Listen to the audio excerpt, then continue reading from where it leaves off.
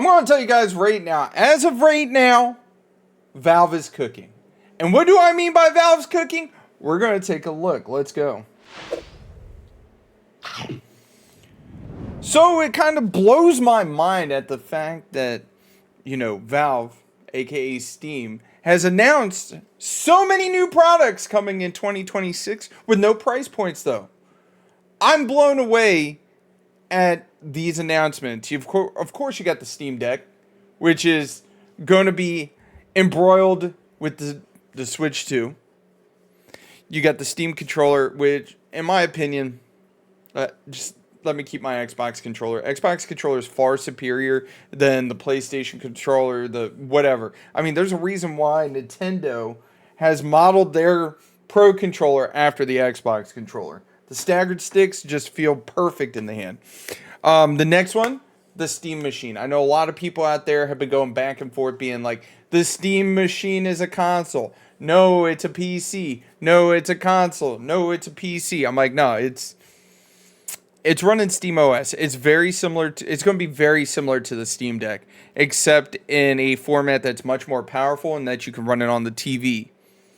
Followed by the Steam Frame. The Steam Frame is probably, out of all these, the one I'm very curious about, because it's a VR headset that's set to go against the Meta, wherever the hell the Meta headset is, and it allows you to play VR games, allows you to play non-VR games. It's just very interesting to me. So let's take a look. We'll start with the Steam Deck, then we'll go Steam Machine, Steam Frame. The Steam Deck, of course, they didn't announce the Steam Deck 2 yet. They've only announced the Steam Deck 1, which I have a Steam Deck 1. The problem is I have the LCD model, not the OLED, and I think mine is the 1 terabyte version of the LCD. I got it on sale for like $300 from Steam, from Valve. And the problem I have with the Steam Deck is it's very, I wouldn't say it's fragile, is the fact that there's so many issues I've had with it when it comes to connectivity to the internet. I have sent mine off 2 times to get the Wi-Fi card on my Steam Deck repaired. Not once, but twice. So that's why I always tell people, if you're looking to get something similar to a Steam Deck, get the ROG Ally, whether it's the Xbox version or not. I think these are very well priced. $399 for the 256 model LCD, $549 for the 512 OLED, $649 for the 1 terabyte. All seriousness, I do think it is a very good competitor to the, I don't know how I got stuff all over my glasses. I think it is a very good competitor to the Switch 2. Do I think that it beats the Switch 2? Absolutely. Only because the catalog of games that you have available on Steam, and not just that, the ability to modify your Steam Deck to run, ROMs, which I'm not telling anybody to do that. The Steam Deck definitely wins in that category. And truth be told, it's really, when you're holding it, when you first initially lay your eyes on it, it's huge. But when you're holding it, it doesn't feel that awkward, shall we say. But anyways, moving on to the next one. Like I said, we're going to talk about the Steam Machine. This is the one that's taking the internet by storm. I think this one is by far the most interesting one. Steam, by the way, if you want to send a Steam Deck to actually get reviewed by a gamer, just, hey, reach out, man. I have my email down below. Just reach out. But all seriousness, this is getting sent to a lot of gaming journalists, which they're not actual gamers. A lot of them will sit down, play a game for an hour or two, and tell you yay or nay. It's just one of those things that this thing's actually getting sent out to people that are not gamers to be reviewed right now. All seriousness as well, this is a significant jump for Steam, especially with the ability to play your Steam library in your living room, attached to something that's roughly the same size as a GameCube. That blows my mind. I love how it goes. Core features that define the Steam Machine, Steam OS, which I don't mind Steam OS. It's Linux-based, by the way. It's very user friendly, shall we say? And it's just Steam OS. You can, and the best part is you can load in and you can boot up Windows. You can do all kinds of stuff with Steam hardware. Small form factor, put it under your TV, set it on the desk, hide it under a banana. It's a powerful PC gaming packed into roughly a 6-inch cube. Like I said, roughly the same size as a GameCube. And it just kind of worries me because like I'm an idiot. Something I don't like to do is I don't like to dust when I'm not in my game room is very well dusted. The rest of my apartment, I'm like, have at it. It's very dusty. So putting it under the TV, in my opinion, is with something like this, you're going to want a well ventilated space in order to put it in. Steam Machine keeps cool and runs whisper quiet, even while running the most demanding games, which this is very interesting, especially in a compact form factor. I/O for days, ready for all peripherals and monitors you can throw at it. 1 GB Ethernet, DisplayPort 1.4, HDMI 2.0, one USB-C and four USB-A ports, but don't actually throw things at it. This is very interesting because I don't know many people that actually use display ports. I use a display port for my PC to one of my monitors, but this HDMI 2.0 is very interesting. Also, the other thing that surprises me, they only have one USB-C. I'm surprised there isn't two. And the four USB-As, we'll see. CPU and GPU, 4K gaming at 60 frames with FSR thanks to discrete semi-custom AMD desktop class CPU and GPU. Bro.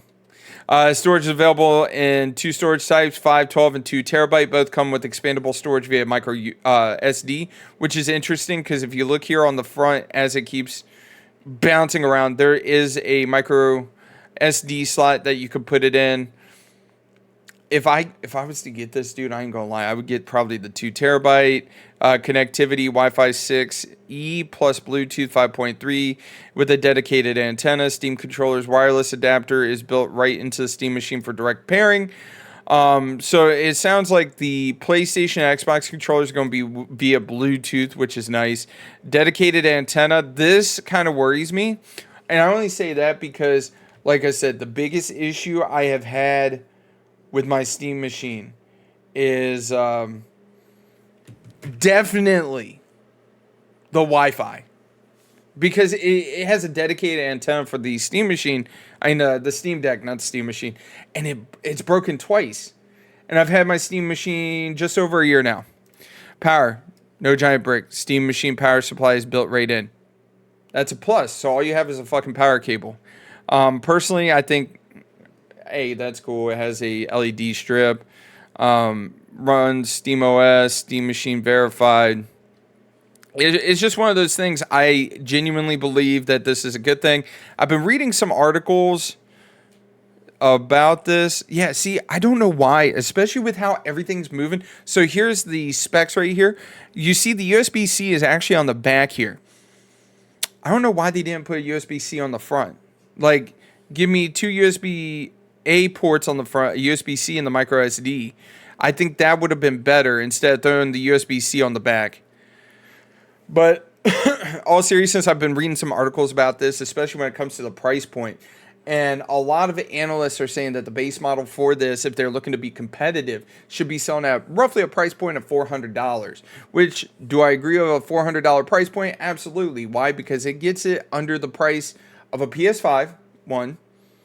Puts it significantly under the price of the Xbox, which is $600 right now for the Xbox Series X. We don't talk about the redhead stepchild called the Xbox Series S. And this will allow them to be competitive. And especially with Microsoft basically being out of the market completely when it comes to consoles, we need something to keep Nintendo and Sony in check. And this right here might be it. I wouldn't mind if the base model's 400 and the 2 terabyte model's at 7. I'd shell out, well, probably not 7, probably like, let's say 6. I would shell out the money to get the 2 terabyte model. 1. 2, the ability to play Steam games anywhere you go, whether it's on the Steam Deck or whether it's on the Steam machine, and you can put it in your living room, it's game changing. Why? Because it's going to make the gaming market more competitive. It's going to force Sony, Microsoft, and Nintendo to price their games competitively, because it's so much cheaper to actually game on Steam than it is to game on any other console. I know I saw somebody talking as well that they might actually sell these consoles at a loss, which I think would be a good idea because they're going to recoup their money via sales. Xbox does it. Sony does it. And the biggest thing Xbox does is they sell the Xbox Series X at a loss, even though it's $600, or close to breaking even, because they're expecting people to pick up Game Pass. And they can say all they want that Game Pass, we're going to raise the price because we need to make more money, but they're posting record-breaking profits year in, year out. So, all seriousness, if Steam comes out and fucking sticks the landing with this Steam machine, that's putting everybody on watch. Because, like I said, if this is Steam OS, very similar to the Steam Deck, you can put Windows on it. You can then use Game Pass, and if you have Game Pass Ultimate, you can play your Game Pass Ultimate right on the Steam machine. Think about that one, guys. That's enough of me yapping about the Steam machine. Let's take a look at the Steam Frame. Like I said, this one right here is probably one of the ones that really captures my attention because you can play VR and non-VR games. Steam Frame is a streaming first wireless VR headset plus controllers that handles your whole Steam library. Step into immersive VR or lean back and enjoy your non-VR catalog, and it supports standalone play too. So you don't have to connect this to a PC. Mind blown. I have the Meta Quest 2 and I have the Meta Quest 3. And I love my Meta Quest. But look how big this is on your head. This looks to be like a very comfortable experience compared to the Meta Quest. On top of that, I genuinely wonder, somebody that wears glasses, I have to use like the special design, cupping around your face for glasses, which it gets kind of annoying. But it's like this. I wonder how this will fit over glasses.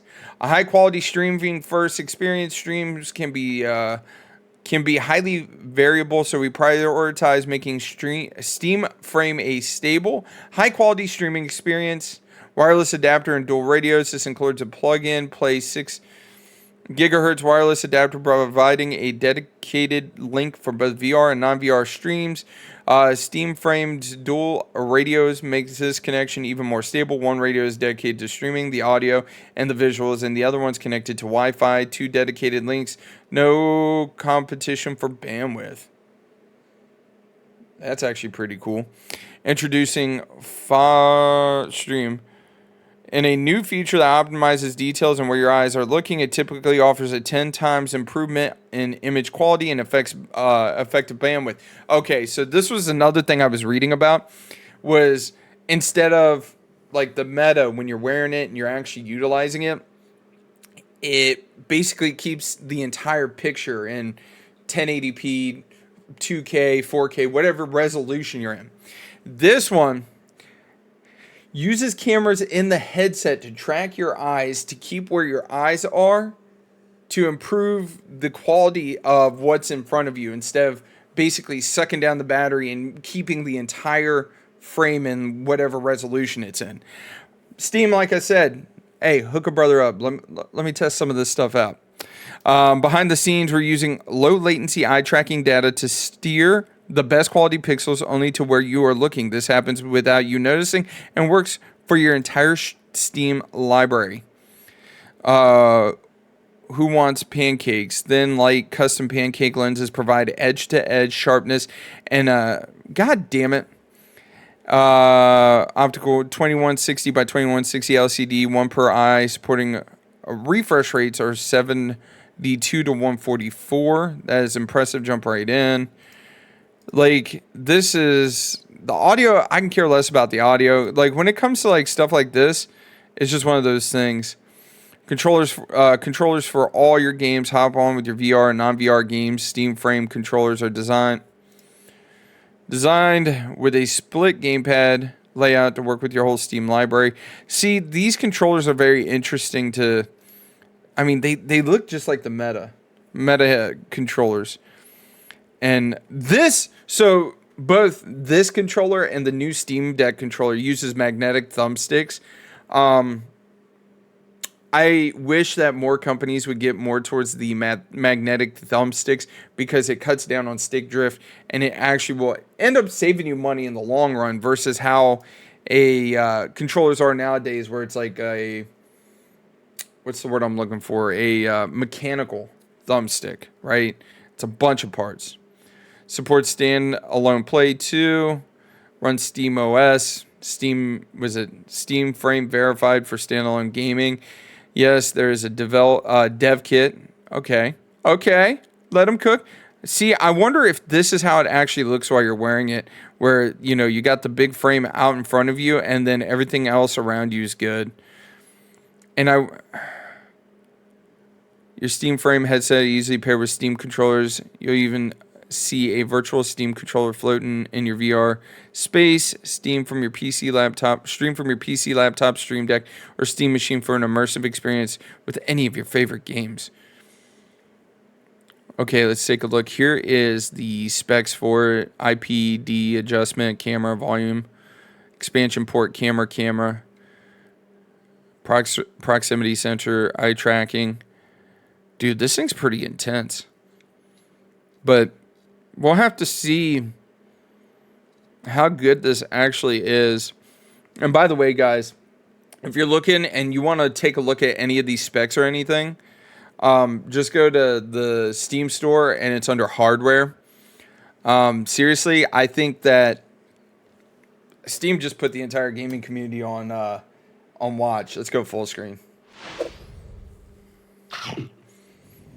I think genuinely this is a good thing. I know a lot of people are like, Steam is a monopoly when it comes to PC gaming. Nah, I mean, yeah, technically, but at the same token, I don't think they are, because Microsoft's cooking with Game Pass. The Steam Machine has a perfect announcement time. Why is that? Because Microsoft's on their way out the door. They're becoming the next Sega. They're going to only develop games. They're not actually going to, release any exclusives, because they don't do that anymore. They're getting out of the console market. If they make another generation of consoles, that would genuinely surprise me. But this right here is Valve cooking. They are cooking hard. I think that the new Steam controller, god awful. It's fucking ugly. But the Steam Deck, meh.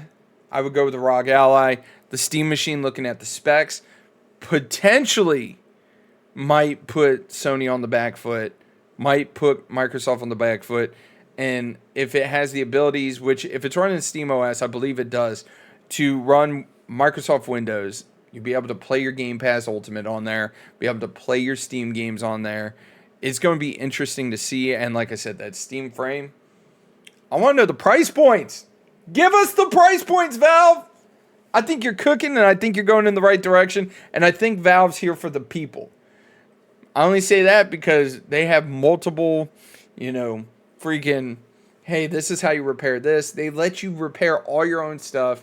They give you the specs. They give you the breakdown of all your hardware. Like, Steam is for the people, in my opinion. I know a lot of people out there are like, they've done some shady shit. Well, every company's done shady shit. But for the most part, they usually take care of their people. The consumers. Anyways, you guys, don't forget to mash that like button. Subscribe. Every little bit helps out immensely. You guys are awesome. Keep doing what you're doing. But until next time, I will catch you later. Bye.